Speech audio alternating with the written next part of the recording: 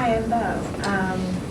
And I have a sort of story/question that has to do with IC's connection to Greyhound and other transit authority bus lines. I was unaware of this until I took a trip to Chicago over spring break and was transferring buses like 3 or 4 times.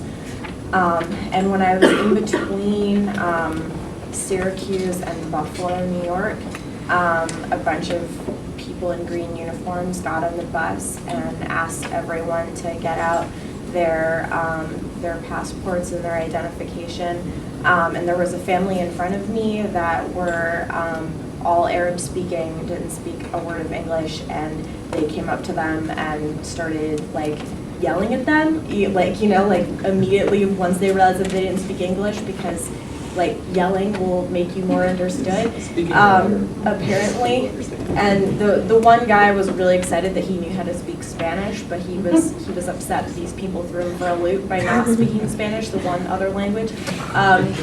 And so they did have identification, and they, it was okay for them to be there. So with reluctance, IC moved on, and they didn't ask me for identification. They asked everyone around me for identification. They just simply asked me like 5 times in a row if I was a U.S. citizen, and then asked me if I was sure, and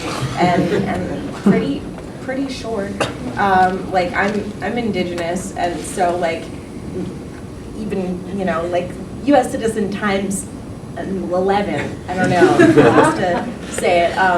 But I was with a man that I had met at the bus stop in Springfield, actually in Amherst, who was from Ecuador and who was traveling to Chicago. So we decided to kind of sit near each other and look out for each other and make sure that people weren't weird about lifts with getting on and off the bus and stuff. And it turned out that he didn't have some documentation that he needed.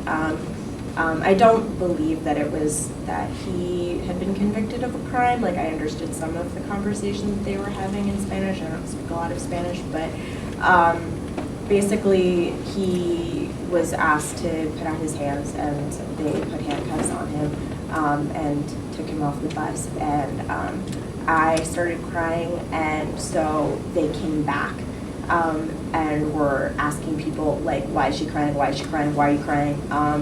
And because like showing human emotion about something like that is weird, and you're plotting something, obviously.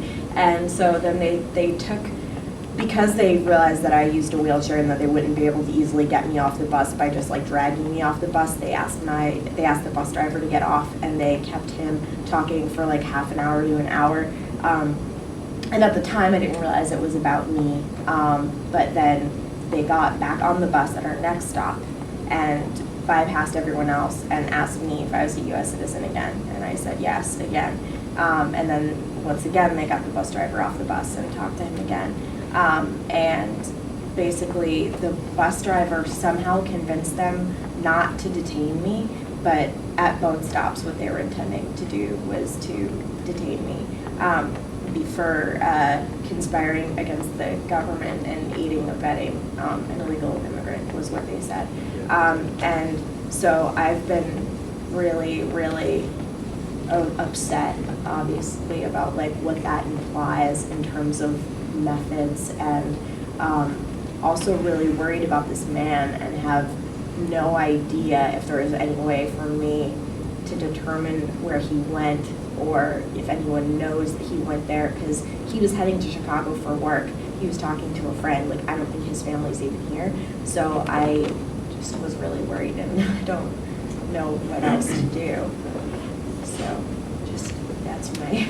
Yeah, I wanna another story that happened in Springfield. 2024, ICE agents came to, they were looking for somebody that they said they got a picture, but they went into this house without any warrant to get in. So they got into the house and they started arresting everyone. So they arrested this woman, she doesn't speak English at all, and they didn't speak Spanish. So when they took her out of the shower in her underwear, and they arrested her, and she was screaming, and they were too. So and they start arresting everyone else. But the thing is, like, they first arrest you and they ask you. So because this person was a U.S. citizen, she was from Puerto Rico.